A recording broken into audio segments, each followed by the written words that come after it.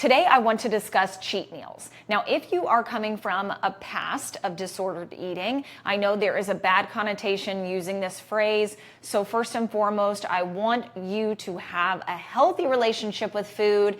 And if this is something you have not already taken a deep dive into all of the psychological reasons why you have struggled with your relationship with food, I highly suggest you get a specialist for that.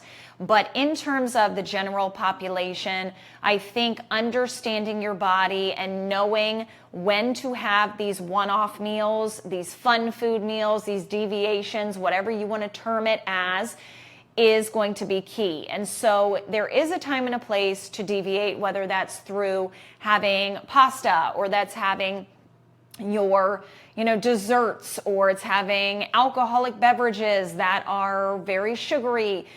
There's a time and a place, but what I will say is if you have a goal for fat loss and lean muscle mass building, body recomp, body transformation, and even if your goal isn't so much an aesthetic goal, but it's just balancing hormones and getting in a better place with your gut health, it is very important to understand the power in momentum. So momentum is basically you gaining a little bit here and there towards your goal without deviating from the plan in the initial stages.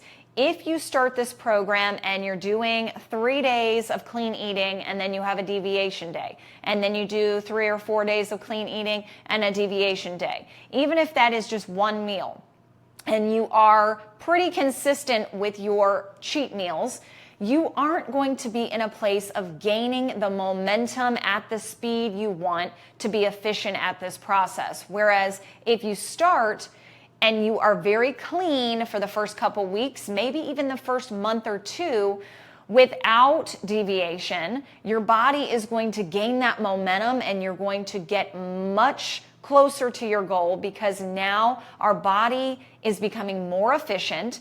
Our body is better at regulating blood sugar because you've been giving it the proper foods, you've been sleeping, you've been reducing stress, you've been really trying to manage your blood sugar levels. So in that way, your body's now more capable, insulin levels are healthy, you are now in a fat burning zone, not a fat storage zone.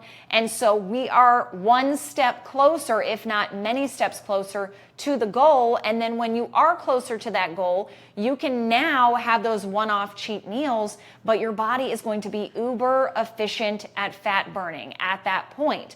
It's going to be much more capable, and you are going to just do so much better later on in your journey with having those one-off meals than you are in the initial stages. So that's not to say you can't have these little bits here and there, because of course I've taught you how to have those higher glycemic foods, but how to balance the meal.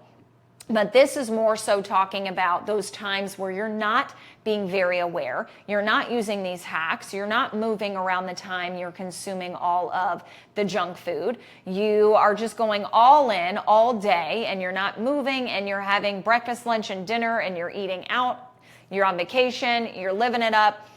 It is okay to do that, yes. But I am telling you right now, if you start off your journey incorporating these days and these meals on a regular basis, it's going to make your journey an uphill climb, as opposed to waiting a little while and then slowly integrating things when you're really craving that food, when you're really wanting to go all in, and understanding the difference between choosing to do it and being in a place without control, which is in the next video. We will discuss a little bit more in detail about that. See you soon.